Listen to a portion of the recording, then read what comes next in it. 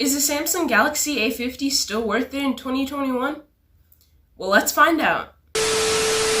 What's up guys, it's me Caitlin from CCO Tech and welcome back to my channel. So I haven't posted in a little bit, but that's just because I was on vacation, school started, and I just needed some time off to focus on those things. But I'm back and I'll be posting consistently once a week, and yeah.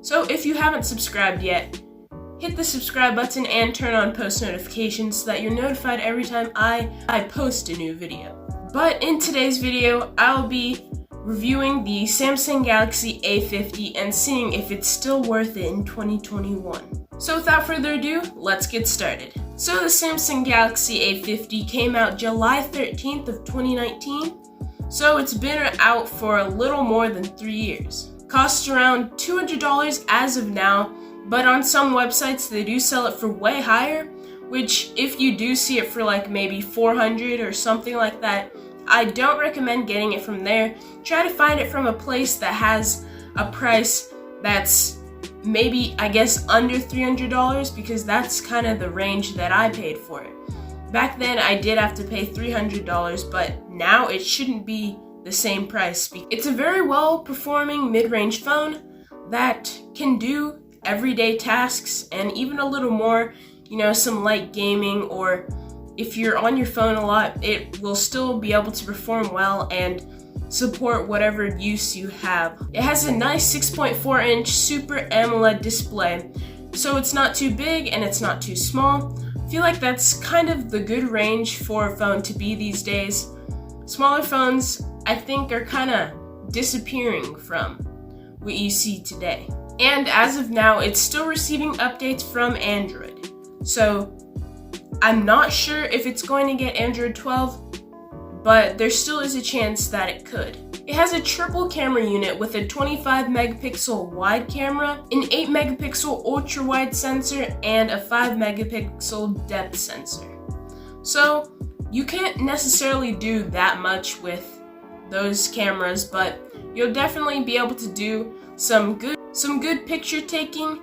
Videography, it only goes up to 1080p, so there's no 4K videoing or anything like that. But if the camera is not necessarily your main priority, then this is still fine to record videos on and everything.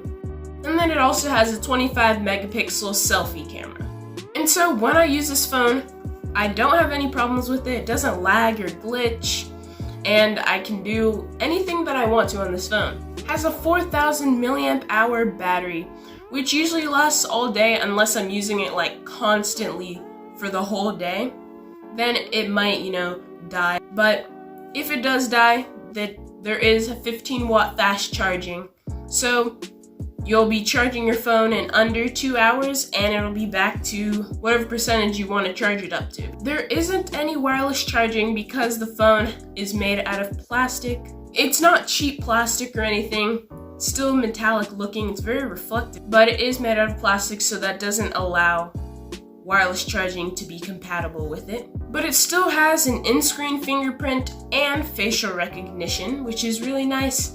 And the fingerprint is very convenient because when I'm wearing a mask, facial recognition wouldn't work. So just put my finger on the screen on the reader and I can still unlock my phone without having to type in my password every single time. And overall, the phone just performs very well. It is a mid-range phone. The A series, all of those phones are mid-range. So Samsung made some compromises to keep the price lower than their flagship models.